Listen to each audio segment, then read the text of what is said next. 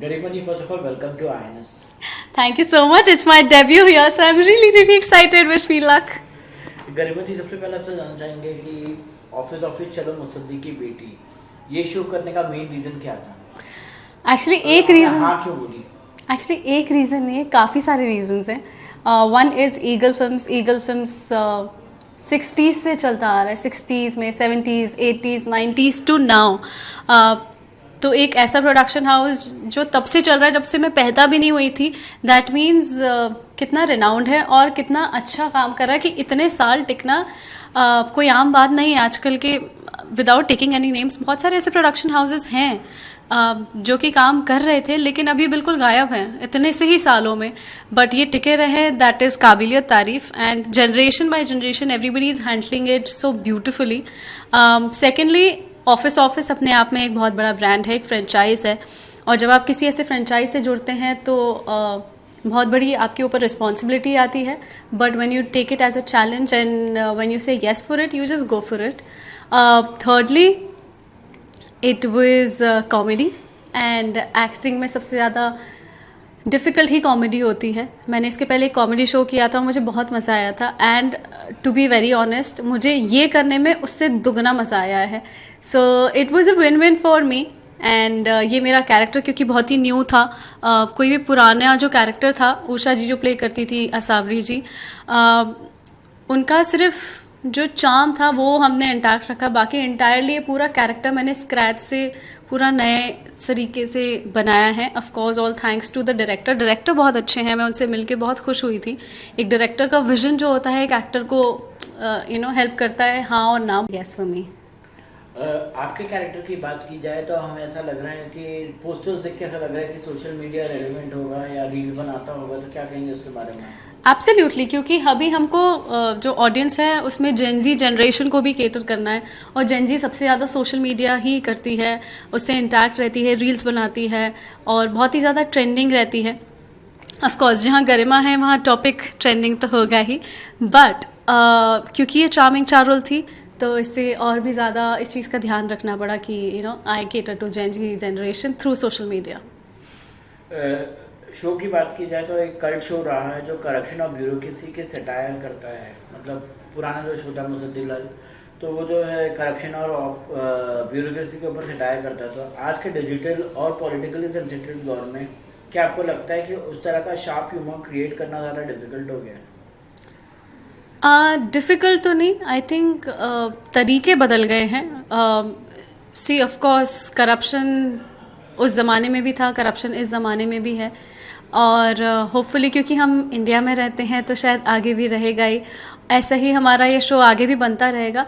But हाँ, of course उसे handle करने के तरीके बहुत अलग होते हैं. अगर सपोज़ कोई 60s में अगर कोई लड़का लड़की को आके प्रपोज करता है तो वो एक अलग तरीके से रिएक्ट करती है. लेकिन सेम आजकल की जनरेशन में जब कोई लड़का लड़की को प्रपोज करता है तो उसका पूरा ही डिफरेंट रिएक्शन होता है. How that girl handles that situation. So I think it is all about that. Whatever it is, you have to be with it and we need to live with that. TV industry की बात की जाए तो female actors को अक्सर stereotype में cast कर दिया जाता है. तो क्या मुसद्दीलाल की बेटी भी ऑडियंस आपको एक कम्प्लीटली अनएक्सपेक्टेड साइड दिखेगी? सी स्टीरियोटाइप कर देते हैं टीवी में, वेरी ऑनेस्टली. बट हमारे केस में, हमारे शो में ऐसा बिल्कुल नहीं हुआ है. अगर आप देखेंगे तो आपको पता चलेगा कि हर एक एपिसोड में हैंडल करने का तरीका बहुत ही डिफरेंट है, बहुत ही यूनिक है. तो हम उसे बॉक्स नहीं कर रहे हैं क्योंकि हम आगे भी चाहेंगे कि आगे भी हम जब कुछ नया फ्रेश कंटेंट आपके सब लोगों के लिए लेकर आएँ तो हम उसे इन अ डिफरेंट वे ट्रीट भी कर पाएँ. आपने टेलीविजन से लेके बोल्ड ओटीटी स्पेस तक काफ़ी डिफरेंट जॉनर्स एक्सप्लोर किया है. तो क्या आपको लगता है कि इंडस्ट्री अब एक्ट्रेस को सिर्फ इमेज से जज करती है या सिर्फ टैलेंट भी इक्वली इम्पोर्टेंस मिल रहा है? To be honest, of course I have been a part of all these genres. I've thoroughly enjoyed all of them. But I don't think कि audience आपको box करती है until unless you want them to box you. अगर मैं सिर्फ अभी भी TV करती आ रही होती, टिपिकल बहू की इमेज लेके कैरी करती, तो शायद आज मुझे वेब पे कोई देखना पसंद नहीं कर पाता, और अगर मैं आती भी तो शायद मुझे एक्सेप्ट नहीं करता। जब मैंने भी टेलीविज़न से थोड़ी दूरी बनाई थी, उसके बाद मुझे पहले थोड़ा टाइम मुझे घर पे बैठना पड़ा था, सो दैट मैं वो इमेज लोगों के दिमाग से वॉश आउट कर पाऊँ, सो दैट मैं जब वेब में आऊँ तो एक डिफरेंट इमेज के साथ आ पाऊँ। So it is more than the audience, it is upon the actors कि वो कैसे अपने करियर ग्राफ को लेकर जाते हैं।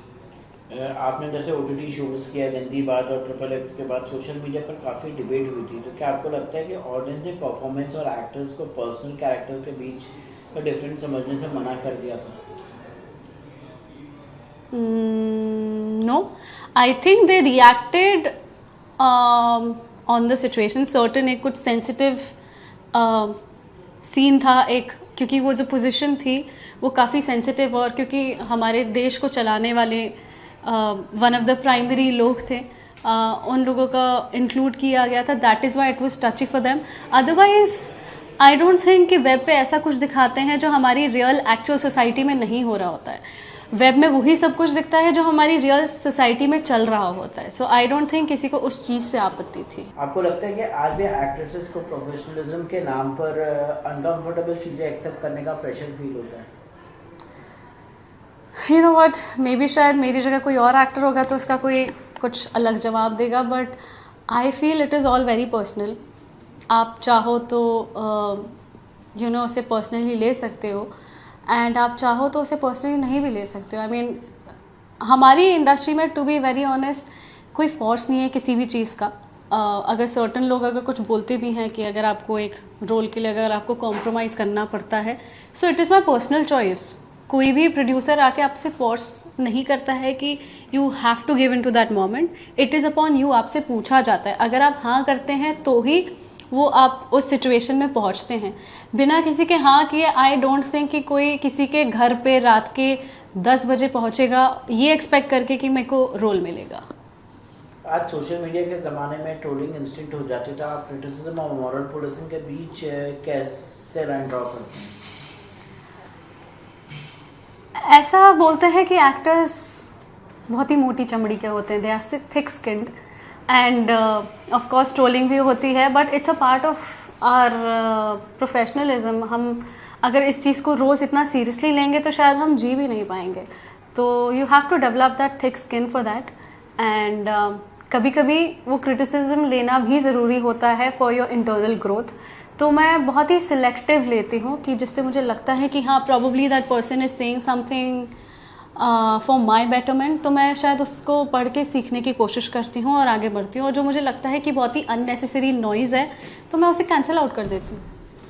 आपके करियर का कौन सा फेज था जो सबसे इमोशनली चैलेंजिंग रहा? प्रोफेशनलिज्म, क्रिटिसिज्म, पर्सनल हेडलाइंस या industry politics? Good question actually.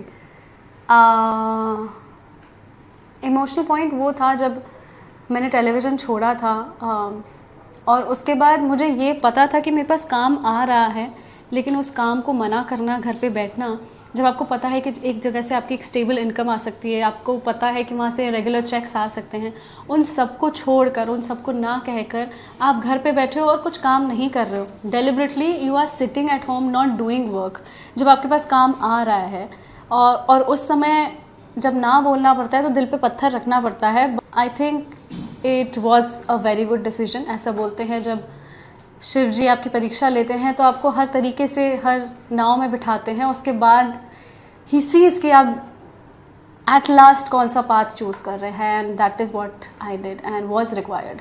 Personal controversies अक्सर हेडलाइंस बन जाती हैं, तो क्या इमोशनली वो एक्टर का कॉन्फिडेंस और करियर डिसीजंस को इम्पैक्ट करती हैं आपके साथ? I think it has nothing to do with an actor, it has to do with the person you are. Of course controversy मेरे लाइफ में भी हुई, but अगर मैं बहुत सेल्फ इंट्रोस्पेक्ट करती हूँ और हर चीज़ को बहुत अच्छी तरीके से एनालाइज करती हूँ और उससे सीखती हूँ, तो मुझे कोई भी चीज़, अब मैं इतनी स्ट्रॉन्ग हेडेड हो गई हूँ ना कि अब कोई भी चीज़ मुझे इम्पैक्ट नहीं करती है। अगर आज के ब्यूरोक्रेसी सिस्टम पर एक ऑनेस्ट सैटायरिकल स्टेटमेंट देना हो तो गरिमा जैन क्या कहेंगे? I think I would like to say no comments on that, because इसका मैं आंसर एक उसमें पहले ही दे चुकी हूँ, अभी मैं दोबारा रिपीट करूँगी तो फिर कंट्रोवर्सी हो जाएगी। Thank you. लास्टली फैंस से क्या मैसेज देना चाहेंगे ऑफिस चलो मुसद्दी की बेटी? मैं सिर्फ यही कहना चाहूँगी कि हमने बहुत ही मेहनत से ये शो बनाया है, तो आप ज़रूर देखिए, और बहुत ही नए एंगल से ट्विस्ट एंड टर्न्स के साथ बनाया है, तो आप ज़रूर देखिए ऑफिस चली मुसद्दी की बेटी। Thank you.